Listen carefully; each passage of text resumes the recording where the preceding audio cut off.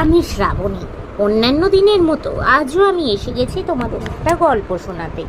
আজকে আমি তোমাদের আহাম্মকের উল্লাস নামে একটি ছোট গল্প শোনাবার চেষ্টা করব। আমার এই চ্যানেলটিতে আমি তোমাদের রোজ বিভিন্ন ধরনের ছোট গল্প শোনাবার চেষ্টা করি। আমি যেহেতু একজন শারীরিক প্রতিবন্ধী, নিজের প্রতিবন্ধকতাকে দূরে সরিয়ে নিজের একটা পরিচয় তৈরি করব, সেই লক্ষ্যেই তোমাদের এই গল্প শোনাবার কাজ শুরু করেছি। তাই আমি তোমাদের রিকোয়েস্ট করছি, প্লিজ তোমরা আমার বলা গল্পগুলো স্কিপ না করে গিয়ে পুরোটা শোনো। আমার চ্যানেলটা সাবস্ক্রাইব করো, লাইক করো, কমেন্ট করো ও একটু শেয়ার করে দাও।